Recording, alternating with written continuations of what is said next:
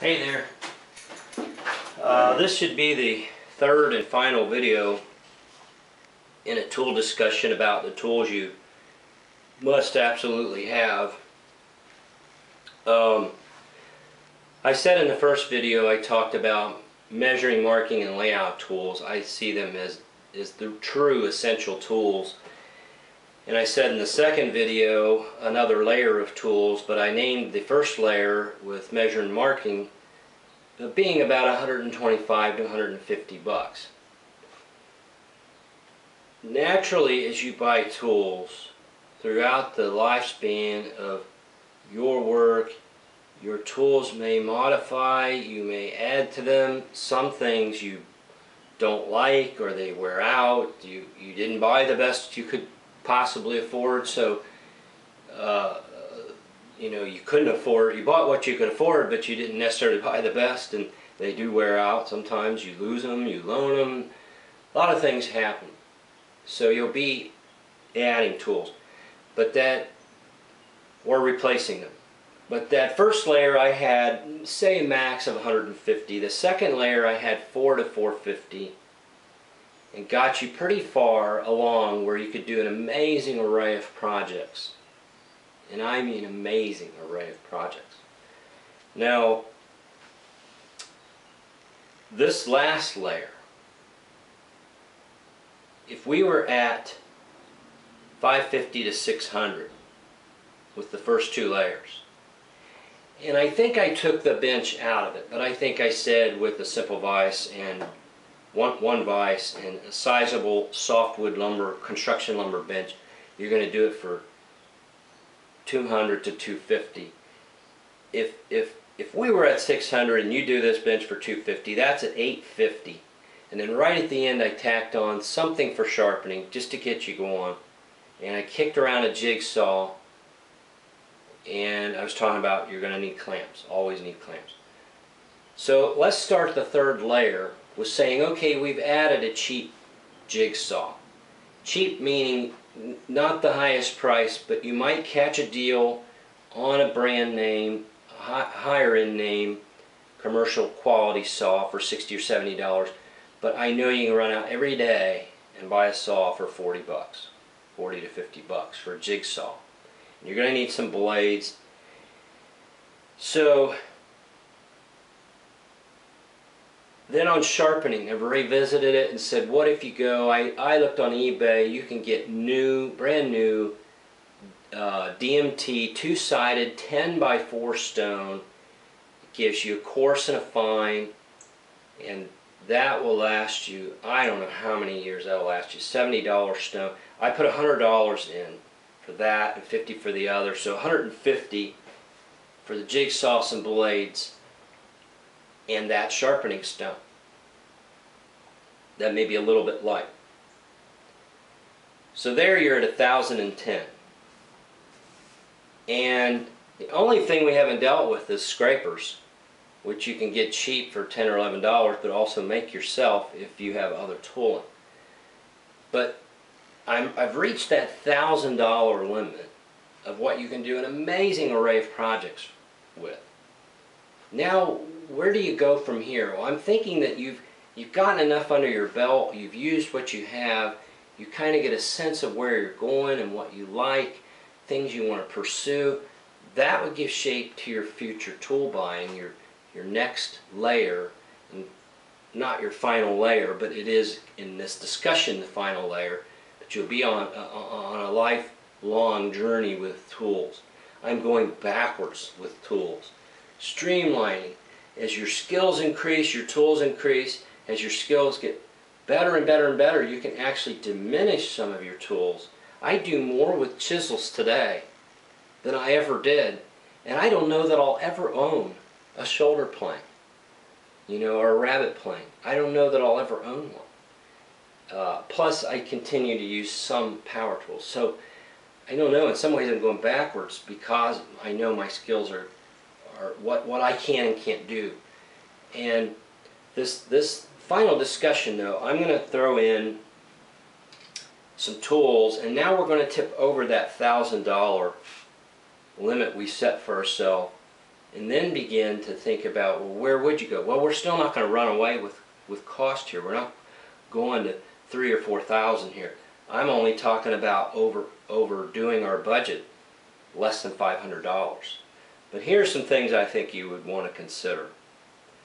I never threw in an electric drill, and I think you need a 3/8 or 1/2 inch electric drill. I would personally try to get a 1/2 inch drill, an electric drill, a good one. Also, I never threw in, and as you get into certain power tools with the circular saw and other things, you can't do without extension cords. So if you did a 3/8 electric drill, $50 or $60, cords if you put $50 or $60 in for a few extension cords to give you some mobility and flexibility. Another electric tool I would take a hard look at is get yourself a $40 or $50 mini grinder, 4.5 inch handheld mini grinder. And all these things you need wheels and bits and all that, but I'm throwing in the tool. I have another $120 for various hand tools and bits and all these things. And then the final small size electric tool is, I'm saying, I threw in $100, actually $200 with bits. I've had this router for over 10 years. It's a Ryobi 2-horse plunge router. I have a lot of routers, but this is really done about anything I ever want to do. And the fact that it's a plunging router, you can do joinery with it and make some jigs if you choose to go that route with wanting to do some joinery with a router. So it's variable speed. You could mount it to a table. There's the decision you have to analyze. Is the router going to be hooked in the table more than handheld, or is it going to be both?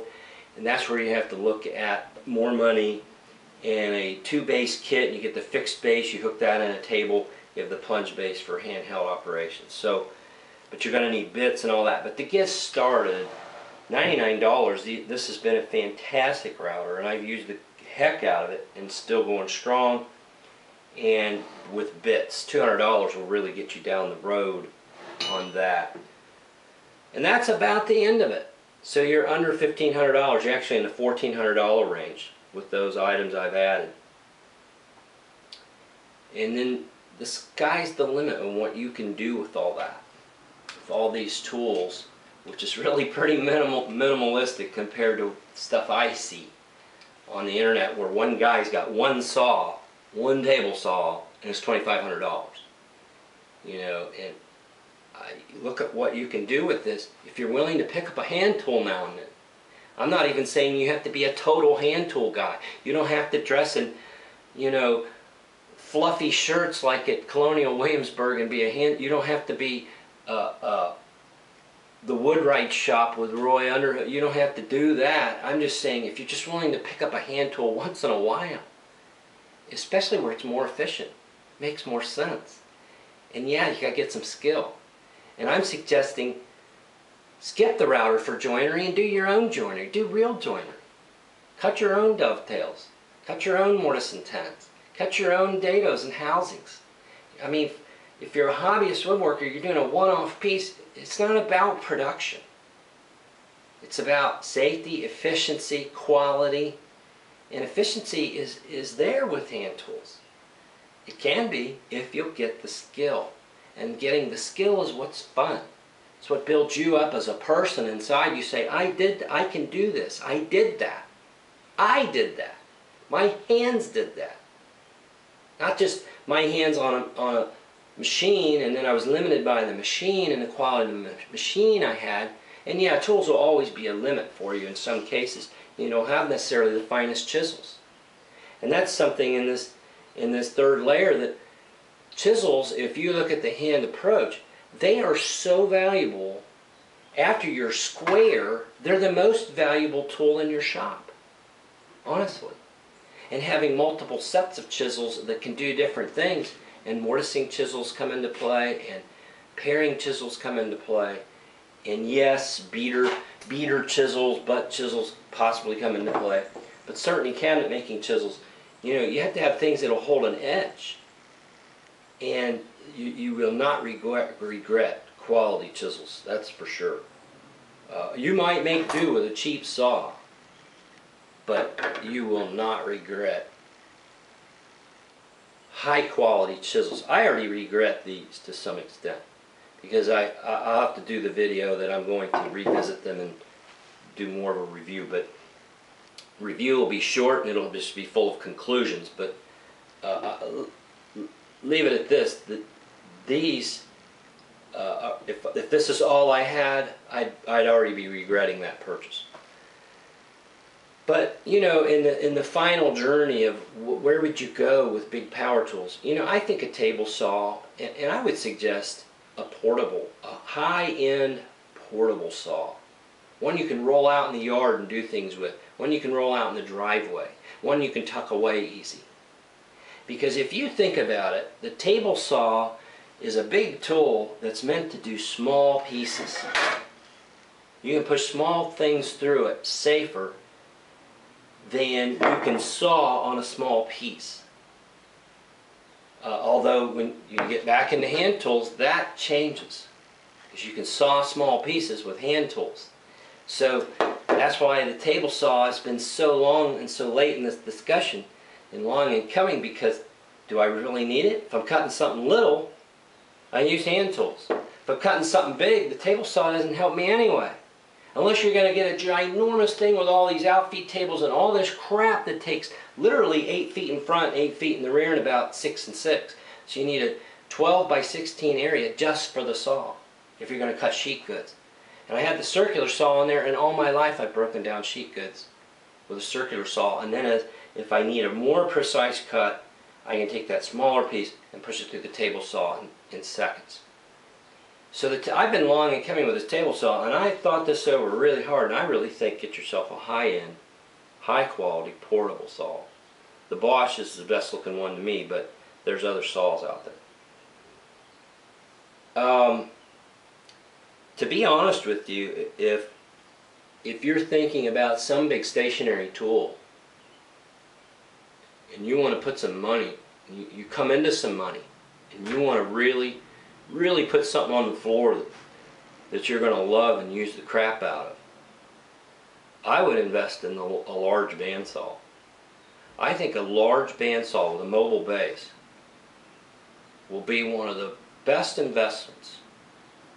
One that I've never made and should have 20 years ago. More than any other tool, knowing where I've landed and where I've ended up with tools and the kind of work I want to do.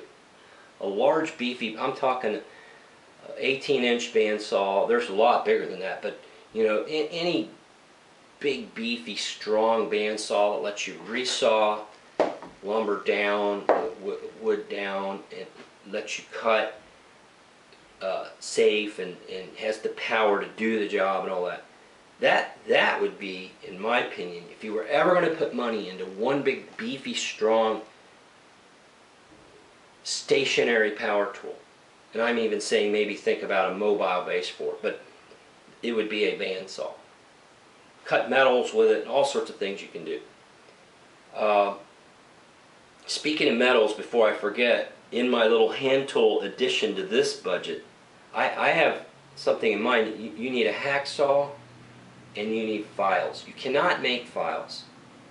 Mankind would be in sad shape without manufactured files. It'd be hard for you to make. I'm sure some people could make them, but real hard for you to make. But the hacksaw and the files and the grinder enable you to play around with metals and make a whole bunch of things that you can use in your shop. So I should have said that earlier though. Files were big in that little additional hand tool thing in this third layer. But back to the stationary thing, the big beefy bandsaw would be something that I think would make sense, even if you go the hand tool route. It would save you on that major lumber thing, and I'm not even putting a thickness plane into this, because you're going to break down your pieces and then hand plane them. again, we're talking about a hobbyist guy. This, you know, he's not trying to do production work and make necessarily a living from this. So, you know, why can't he hand plane his lumber and buy it planed, you know, or have it planed for a minimal thing? To me, a thickness plane this is not something that appeals to me at all, and the dust and the noise and all that. But it's just such a non-fun thing to do if you've ever done it. Now, another tool that would come into play as you see where you're going to go with woodworking, that would be, I don't know about a giant stationary model, but I think it's essential, is a lathe. I think that you have to look at, if you're a cabinet kind of guy and not going to get into a lot of lathing and not going to get into chair making and all that kind of stuff, then the lathe could certainly be postponed. I do not have a high quality lathe. I use my Shopsmith. It's one of the reasons I've kept it. I bought it new in '88. I've never had to adjust it. It's a solid machine. It's got plenty of power. It has lots of capacity for your average lathe, 36 inches between centers. It's plenty of power. It's got a little bit more vibration than I would like in a lathe, but it's basically pretty solid. It's one of the reasons I've kept it. That, and it's a fantastic drill press. And so I've kept the machine, and I'll do another video about it, but I think a lathe, a solid, smallish lathe, maybe a midi lathe is what I'm thinking, like these Nova type lathes, that would be something that you would want to take a hard look down the road as you get heavier into woodworking, and you kind of get your shoes on and know where you're going with this craft.